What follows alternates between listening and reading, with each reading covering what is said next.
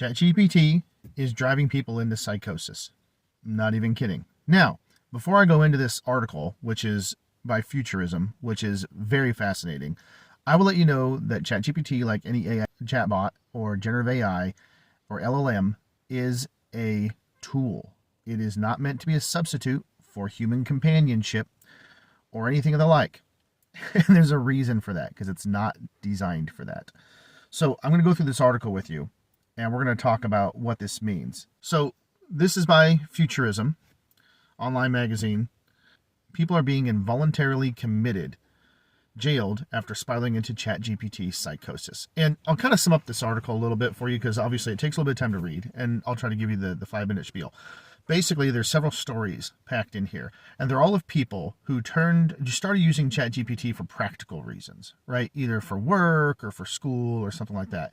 And then within a short period of time, they started to delve into other questions, philosophy questions, life questions, meaning, and then, or asking spiritual questions, and then going down a rabbit hole of different information that eventually developed into some kind of psychosis, where they were dependent upon ChatGPT for validation, or ChatGPT led them to believe that they were somehow some kind of messianic figure in one woman's case, where she felt like she was literally like Jesus incarnate and could heal people, and she could hear the universe, and all sorts of insane things. Now, you could go through the article yourself and read about all these individual stories. I mean, a lot of them, the guys ended up being in a place where they were isolated from their families, their spouses, and they were about to unalive themselves, and they got help at hospitals.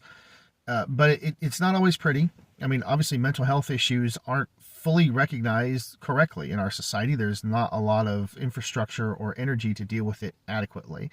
And so, unfortunately, a lot of people just don't get the help that they need. The actual article does spend some time going into how mentally unhealthy people get tougher jail sentences than people that don't when they commit crimes, probably because they're not understood, or they're perceived as more of a threat, which perhaps they are. But there's a lot of mental health that they need. And ChatGPT, of course, is leading to breakdowns. One thing about ChatGPT you need to understand: any AI model, LLM, anything like that, these chatbots, number one, they don't understand nuance, and it details a story where somebody emulated being a person who was depressed, and they lost their job. They wanted to look for bridges, and ChatGPT was like, "I'm sorry to hear about your job loss. By the way, here's the tallest bridges you can go to." So it didn't understand. It doesn't understand human nuance. It doesn't understand why people are asking the questions they are, right? So you got to understand that. And then the second thing is, and also know the LLMs in these generative AIs are designed to validate you. They're designed to be assistants, not substitutes. So they're not going to call you out when you're wrong, or you're basically going down a crazy rabbit hole of self-glorification. They're trying to be as pleasing as possible. It's almost like having a 20, 30, 40-hour conversation with a customer service representative. And that customer service representative is someone who doesn't really care about you. They just want to get done with the call and get a good review. So they're going to say whatever they need to in order to get through that call, right? Unfortunately, for you with ChatGPT or generative AI, is at least the customer service representative is a human. Well, hopefully it's a human, right? And they know when you say crazy things that could mean like, is this person going to hurt somebody or themselves? And they might say something about it. The chatbot isn't going to do that. And even in cases where they've tried to train it in order to be a counselor or a psychiatrist in order to talk people through issues, it has not done well at that. It has failed to understand those human nuances in language and intended meaning. So you need to understand this. Whoever you have in your family or your loved ones or friends that are using ChatGPT or any of the LLMs, generative AIs out there, you need to understand that watch them just to make sure. They could be, if they're getting withdrawn, just make sure it's not something like this. And for you yourself, make sure that you're not going into something like this. Understand what the AI is meant for. It is meant to be an assistant to help you with things, right? It's not meant to do the thinking for you, okay? There's brand new studies out showing just the brain activity shutdown of people that consistently use ChatGPT or generative AI, LLMs. Like, the brain activity is stunning. Like, they are losing brain activity. It is bad. And I'm going to tell you right now that you need to be careful about how you use it. It is an assistant. It is a tool. It can help do things for you, but you need to validate what it tells you. Number one, because it has been caught making things up. And number two, You need to understand that it is not a substitute for human behavior.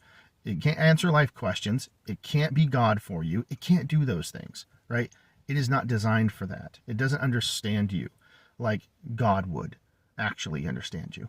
So understand that. Understand that for your friends, your family, the people that are needed, and use it wisely. Use it for the things you're supposed to. And if you don't want to use it at all, that's perfectly fine. You do it on your own. I'll end with this. One of the book series I wrote was the Epic of Ren, inspired by the Book of Enoch. The Book of Enoch, if you haven't heard of it, it's not considered scripture. Like Christians don't consider it scripture unless you're the Ethiopian Orthodox Church. They consider it scripture. But the Book of Enoch details times of human interaction with basically cosmic beings, watchers, the fallen, and their creation of hybrids in order to destroy humanity. There's a lot of interesting points in it.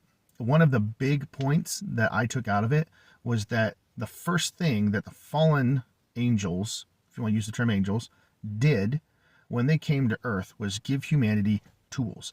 They taught them tools. They taught them astrology and astronomy and all these things. Why would they give them tools? Why would they teach them these things? Well, the main reason from the book is because the human beings took the ability out of their minds and their own bodies, and they entrusted them to their tools. And the tools then made them weak. And in their weakness, they were enslavable. So it's something to be said. With every generation of technology that we introduce, we lose something of ourselves. A bit of our brain may shut down and not be used anymore. I don't know. I don't know what that looks like for the future of humanity. But for you, the more you do on your own, the more that you can do without the help of technology, then the healthier you will be. And the better you will be, the stronger you will be, and the more capable you will be. And it's something that you have to remember. You start substituting people for computers, and you start losing things. And they're things that will be missed.